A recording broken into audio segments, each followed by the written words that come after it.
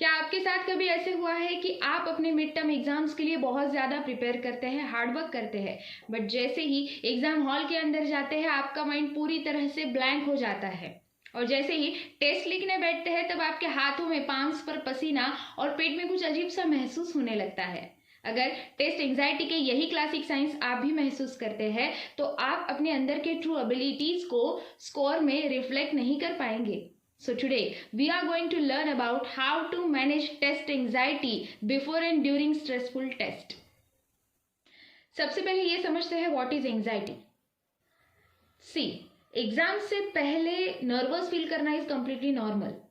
But अगर कुछ बच्चे अपने आप को कमजोर पाते हैं, दिमाग में चलते विचार या फिर कॉन्सेंट्रेट ना कर पाना, और यही चीज़ें अगर फिजिकल सिम्टम्स के साथ कंबाइन हो जाती है जैसे सर दर्द, फास्ट हार्ट बीट या फिर नौशिया, तो ये समस्याएं आगे चलकर बढ़ सकती है.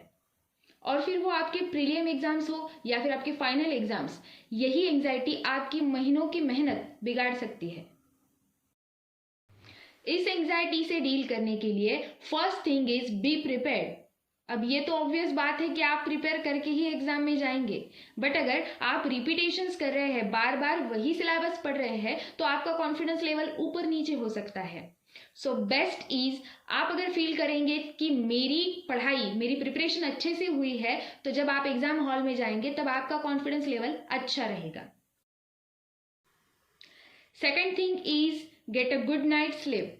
सी, cramming is never the answer. अगर आप रात भर जाग कर पढ़ रहे हैं तो आपके दिमागी नर्व पर प्रेशर आ सकता है और वो काम करने में दिक्कत महसूस करेंगी.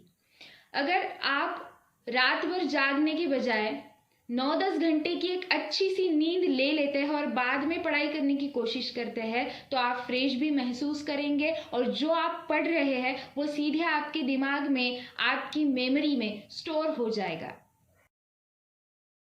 Third thing is fuel up.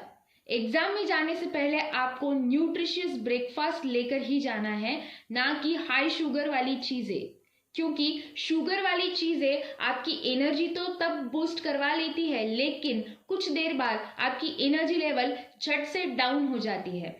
तो आपको कॉफी या फिर चाय पी के या फिर हाई शुगर वाली चीजें लेकर नहीं जाना है, बल्कि आपको एक अच्छा सा न्यूट्रिशियस ब्रेकफास्ट खाकर ही एग्जाम में जाना है, जिससे आपका एनर्जी लेवल दिन भर कांस्टेंट रहेगा.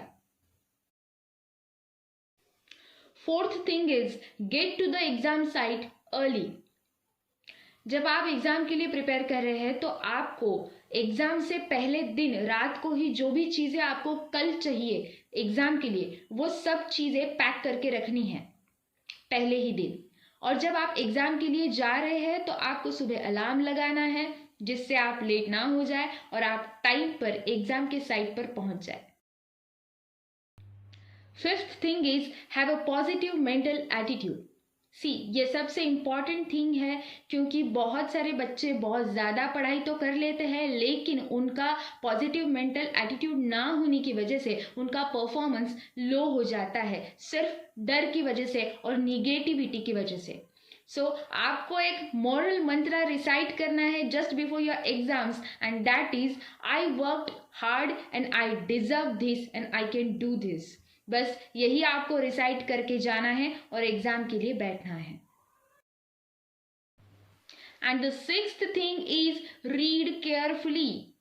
जब आप एग्जाम में बैठते हैं तब आपको अच्छे से पढ़नी है सारी की सारी डायरेक्शंस और बाद में आपके ऑल क्वेश्चंस, क्योंकि कई बार ऐसे हो जाता है कि आप सारे क्वेश्चंस पढ़ते बैठते हैं और आपको बाद में समझ में आता है कि ये क्वेश्चंस तो मैं सॉल्व नहीं करने वाला हूँ, ये मेरे ऑप्शंस में चला जाने वाला है और मुझे जो सॉल्व करना है उसके लिए मेरे पास बहुत कम टाइम बचा है.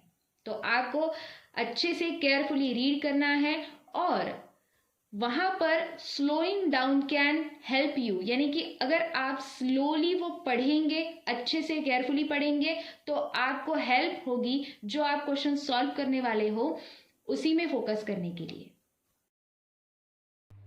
Seventh is just start. क्योंकि a blank page can maximise your anxiety. So आपको जो भी क्वेश्चंस आते हैं पूरे के पूरे डायरेक्शंस पढ़ने के बाद आपको जो भी क्वेश्चन आता है उसका आंसर लिखना तुरंत शुरू कर दे, क्योंकि वो आपका कॉन्फिडेंस एंड मोमेंटम बिल्ड करने में आपकी मदद करेगा और आपकी एक स्पीड बनी रहेगी। जितने भी क्वेश्चंस के आंसर्स आपको आते हैं वो तुरंत लिखना शुरू कर दे, ना कि आपको वेट करना है किसी थर्ड क्वेश्चन का कि मुझे ये क्वेश्चन नहीं आ रहा है तो मैं अब क्या करूं, right? Eighth thing is don't pay attention to what other people are doing. दूसरे लोग क्या कर रहे हैं उस तरफ ध्यान देने की बजाय अपने पेपर पर, अपने क्वेश्चंस एंड आंसर्स पर ध्यान दे, क्योंकि ऐसा तो भी क्या उनके पास है जो आपको पता नहीं है।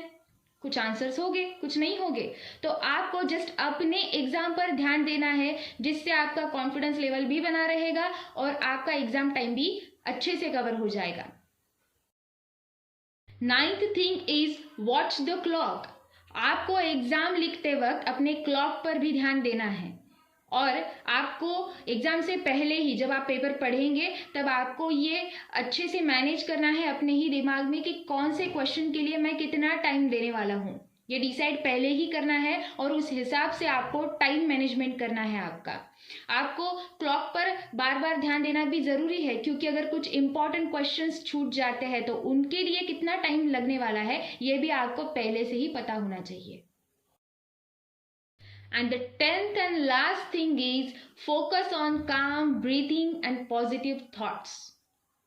आपने अच्छे से पढ़ाई कर ली है, आपने अच्छे से पेपर लिखा है, तो आपको अब बस पॉजिटिव थॉट्स पर और अपने काम ब्रीथिंग पर फोकस करना है, कंसंट्रेट करना है जितना भी टाइम आपको बाहर जाने के लिए बचा है उस दौरान, क्योंकि आपने तो पूरी तैयारी अपने हिसाब से कर ली थी। और अब निगेटिव ना होने के बजाय अगर हम ये चीज़ें करेंगे तो it can biometrically alter your anxious feelings. So आपको डीप ब्रीथ करना है, पॉजिटिव एटीट्यूड रखना है और रिजल्ट्स जो आएंगे उसे फेस करना है। सो स्टूडेंट्स, ये थी 10 टिप्स आपकी एंजाइटी के साथ डील करने के लिए और आपका पॉजिटिव मेंटल एटीट्यूड बनाए हुए रखने के लिए।